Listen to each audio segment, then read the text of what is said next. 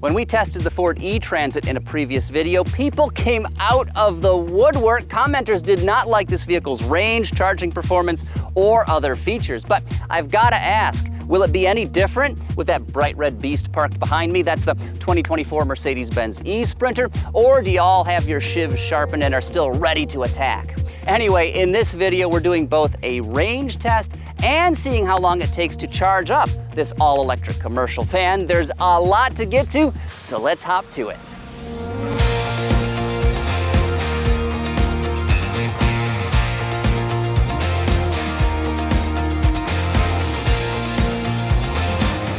Before we hit the road or plug in, we've got to cover a few eSprinter basics. Like I just mentioned, this is an all-electric commercial van that is designed to work very hard. It is not a vehicle you're going to want to take out for a fun Sunday drive. I mean, I guess the only use case where this thing might be taken up a twisty mountain road is if you're the Amazon delivery guy taking prime packages up to some secessionist compound in the hills. But stranger things have happened.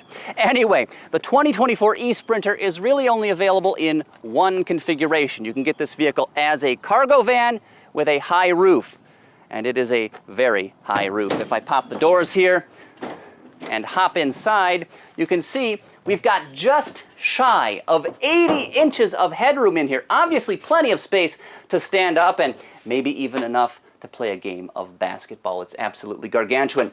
When you couple that with this vehicle's overall length, which is about 23 feet, that adds up to huge amounts of cargo space, about 488 cubic feet in the back of this thing, which, as you can see, is enormous, though a lot of that space is eaten up by this crate right here, which Mercedes-Benz loaded into the vehicle as ballast. They tell me there's about 440 pounds worth of stuff in this box. It's all tied down. I haven't been able to open it, so I'm going to take their word for it, and I have no idea what's actually in here, but let's just say, I don't know, maybe it's ranch dressing, something like that.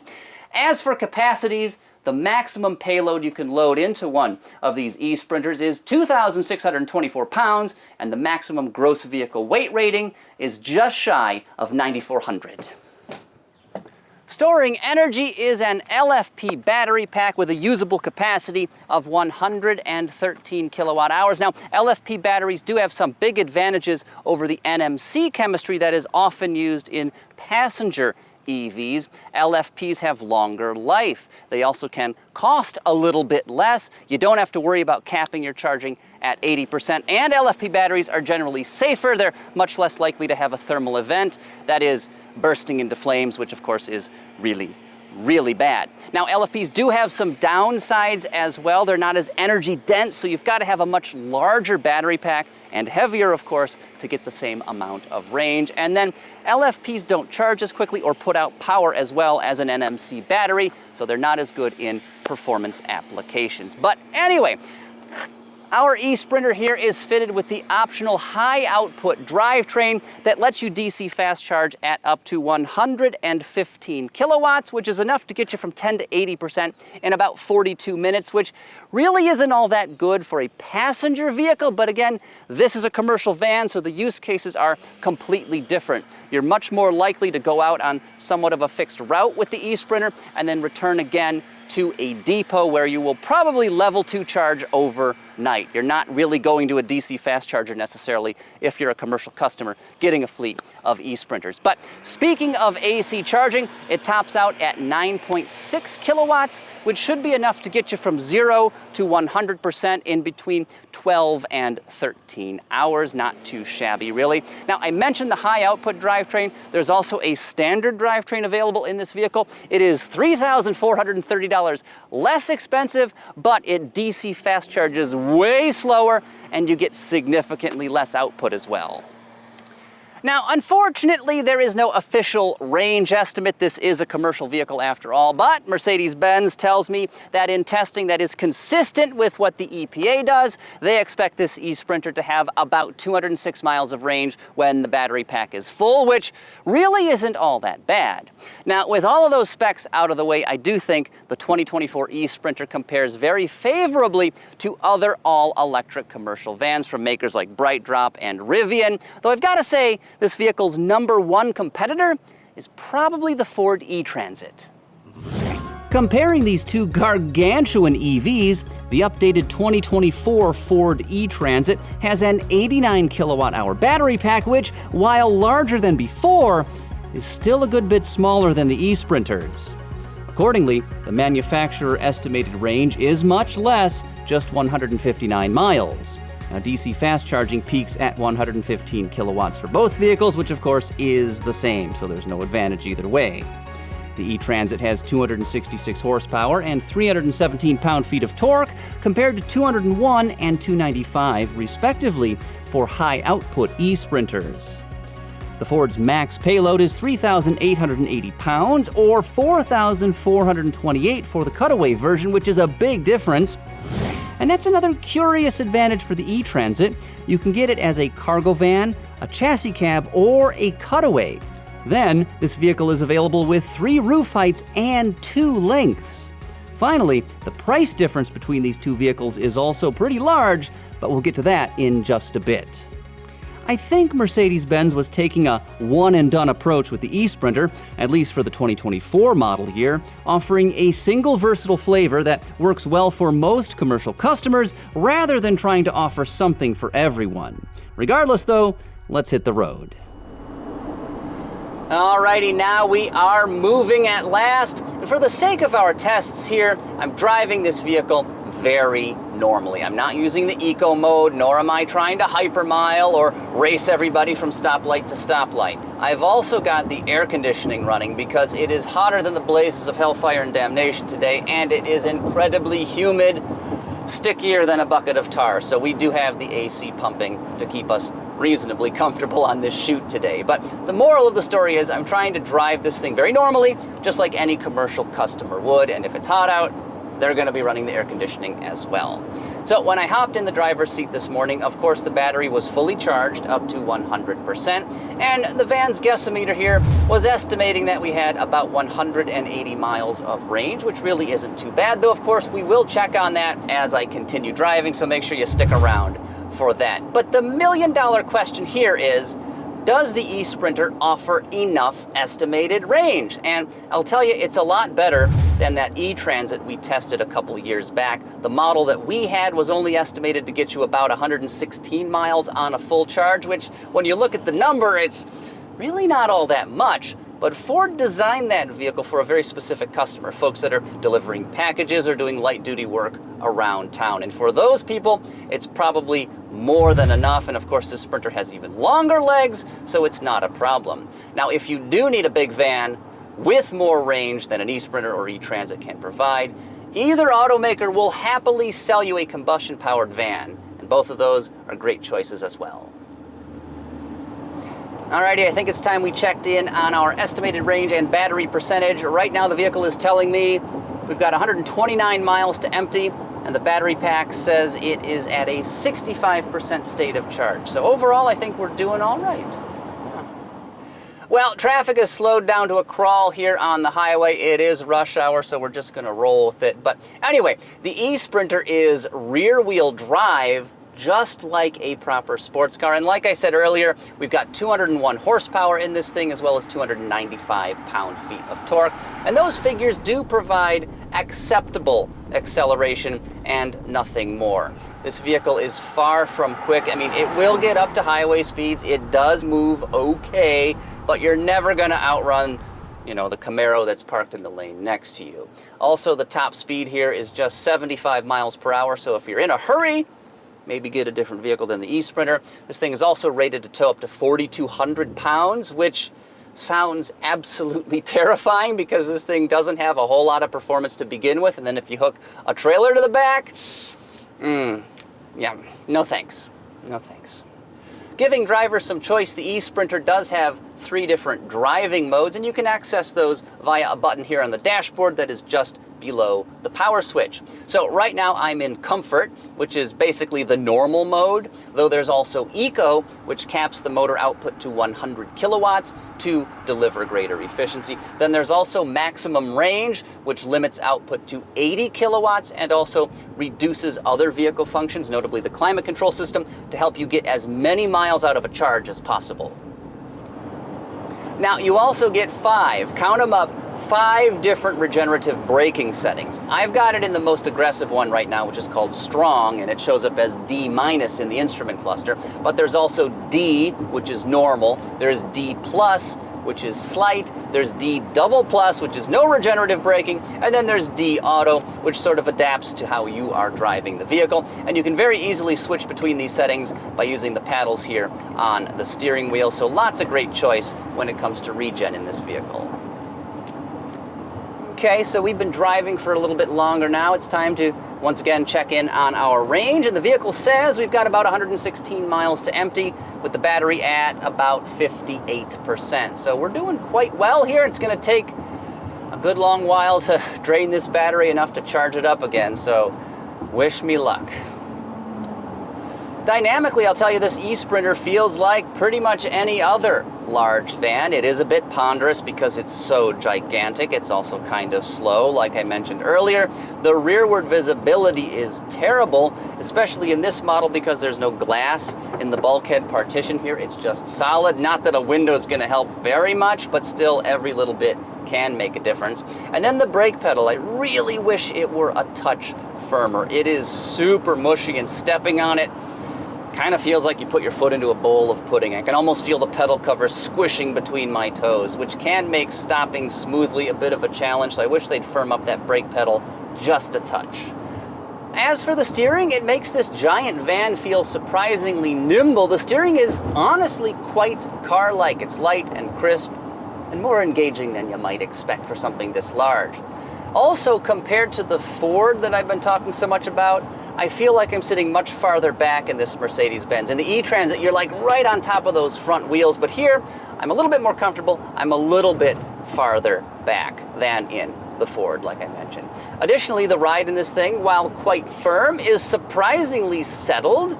It's not harsh. It's not wallowing all over the place. You do get a bit of body lean in corners, and of course the vehicle is susceptible to crosswinds, but really none of that is all too terrible, and you've gotta love the commanding view of the road ahead. I can look down on practically every other vehicle aside from perhaps tractor trailers, which is a really empowering feel. Overall, the eSprinter does what it needs to when it comes to range, payload, and performance, but I think what really sets this Mercedes-Benz apart from other commercial vans is the laundry list of premium features that are available in this thing. You can get adjustable lumbar support on the seats here. There are fog lights with cornering lamps. You can get automatic high beams. We have a leather-wrapped steering wheel in here that is also heated. We've got a 10.25-inch touchscreen on the dashboard that runs an excellent infotainment system that's just like what you would get in a Mercedes-Benz luxury car. There's navigation, a backup camera, and you can get a whole bunch of other high-end features too. All right, another quick check-in here. We've got about 37 miles of range left, and the battery is currently at 19%. We're coming through some pretty heavy traffic here. It was stop and go for a minute. I think there was an accident or something on the highway here, but it appears it might be clear right now. We're starting to accelerate again, but we still got a bit more driving to do before we can start our charging challenge test, and I will be very glad to get out and stretch my legs. My tailbone and butt cheeks are falling asleep from sitting so much, but I really can't complain. The air conditioning is going. It's 91 degrees Fahrenheit outside and about 3,000% humidity. So overall, it's not too bad in the climate-controlled cab of this eSprinter.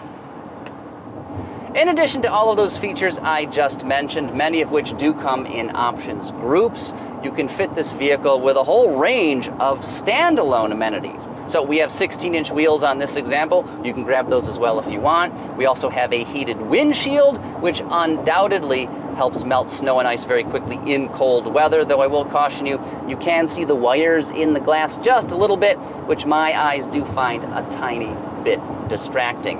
Additionally, you can get blind spot monitoring and a lovely rear view camera mirror. Those are two features that should probably be standard given the atrocious rearward visibility, but the good news is Mercedes-Benz does not charge too much for either of those features.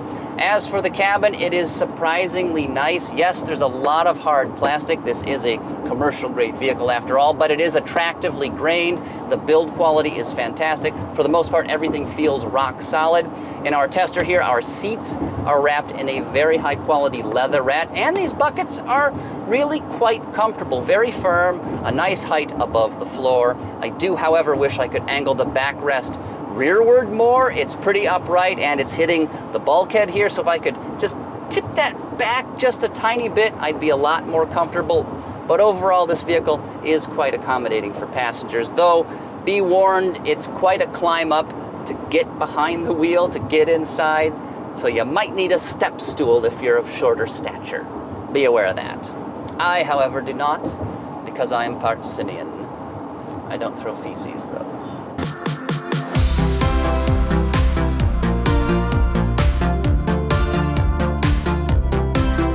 All right, it's finally time to charge this vehicle up. We are at 4% in the battery, 9 miles of range. I hate doing this so much. It makes me so nervous, but we've got to do it in order to get the battery to a low state of charge so we can get the most data possible. I'm just getting off the highway right here, and gosh, 8 miles of range, 4% is way closer than I would ever want to cut it in normal driving, but I think we're going to be okay. We've got about a mile to the charger, so really, assuming it's not overflowing with other EVs, we should be a-okay. And of course, we'll get to the results of this range run in just a minute, but now it is time to start the second half of our test, which is the EV Pulse Charging Challenge.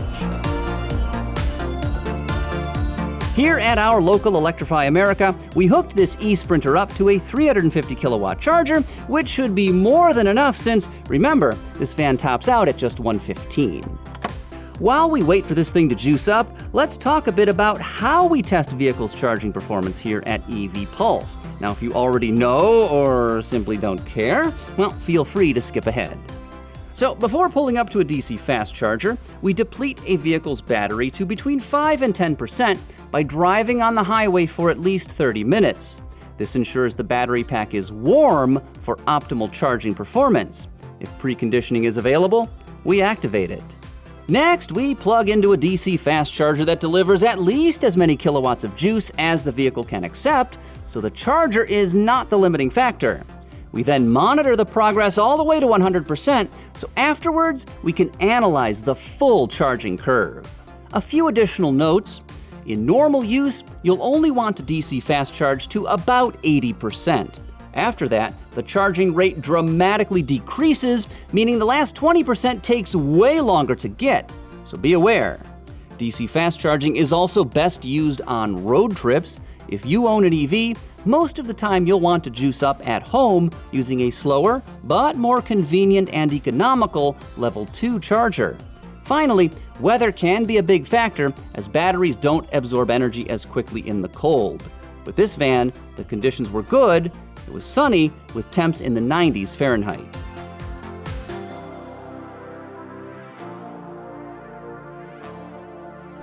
All right, the battery's full once again, data's been collected, and the numbers crunched. After a full day of evaluations, it's finally time to reveal the results, and let's start with the range test. I drove the eSprinter in city conditions and then later on the highway to see how well this van performs in various use cases. For the urban test, I covered 38 miles on an approximately equal mix of two-lane thoroughfares, dirt roads, and downtown streets. Now this driving, which involved lots of stop and go and never exceeded about 55 miles per hour, consumed an advertised 14% of the battery's capacity. So multiplying 0.14 by 113 kilowatt hours, the pack's usable capacity, means we consumed just shy of 16 kilowatt hours. Dividing 38 miles traveled by 15.8 gets us about 2.4 miles per kilowatt hour, exactly the same as the eSprinter's estimate. So multiplying 2.4 by 113 shows that this van should be able to drive around 271 miles in city conditions, a lot more than the Mercedes-Benz estimate of 206. And it's always better to underpromise and overdeliver. As for the highway drive, I covered 142 miles while draining the battery for our charging test. This consumed 71% of the pack's capacity, which equates to a skosh more than 80 kilowatt hours. Doing the same math as before reveals that the eSprinter got about 1.8 miles of range for each kilowatt hour of juice consumed while driving at interstate speeds. Again, the instrument cluster readout was dead nuts, also indicating an estimate of 1.8 miles per kilowatt hour. Using that figure pegs the vehicle's highway range at around 203 miles. That's a hair less than the manufacturer's overall estimate, but even so, this is an impressive figure for what is basically a gigantic box on wheels, one that's likely less aerodynamic than a jackknifed tractor trailer. Okay, so this eSprinter did very well on our range test, far and away exceeding my expectations. But how did this Mercedes-Benz perform in the EV Pulse Charging Challenge? Well, let's get to that right now. Again, we started this test with 4% in the battery pack, which the vehicle estimates is good for about 7 miles of range based on our driving. We plugged in, and the eSprinter immediately started absorbing energy at 111 kilowatts, and that rate remained constant, nearly as flat as a Mesa in Monument Valley, for almost the entire test. Exactly as promised by the manufacturer, our eSprinter peaked at 115 kilowatts, which it hit at the 17-minute mark, though the vehicle was drawing power at nearly that rate, 112, 113, 114 kilowatts for most of the session. With this vehicle, the peak rate isn't all that impressive, but it managed to stay remarkably consistent while charging. In fact, I don't think I've seen a charging curve that's as smooth and even as this one. At the end of the day, this all-electric commercial van needed 1 hour and 11 minutes to completely replenish its battery pack, which is not bad at all, especially considering the peak rate is just 115 kilowatts. During that hour and change, this Mercedes-Benz absorbed 113.7 kilowatt hours of sweet, succulent electricity. And remember, there are some losses while DC fast charging, hence the reason this vehicle absorbed more energy than the battery's usable capacity. As for the all-important 10 to 80% time, this was accomplished in a respectable 43 minutes. Breaking things down, it took the eSprinter 15 minutes to absorb 50 miles of range, 30 minutes to get to 100, and 45 minutes to gain 150 miles of driving range. Overall, this van's DC fast charging performance was seriously impressive. Like I said, I don't think I've seen another vehicle charge this consistently. The kilowatt rate compared to the battery state of charge is basically flat for the entire session, which is pretty amazing. I mean, just compare this to the Ford e-Transit's charging curve overlaid here, and you can see it was a much bumpier ride.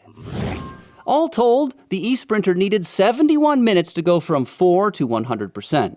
Overall, this session cost us a total of $61.15 at a rate of 56 cents per kilowatt hour.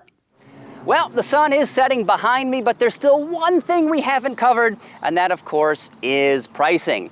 How much does this thing cost? Well, a base 2024 eSprinter goes for about $78,000, including $2295 in destination fees. Unfortunately, though, our tester here is a pre-production model, so there is no official Windows sticker, but with the options and delivery, it should cost roughly $90,000.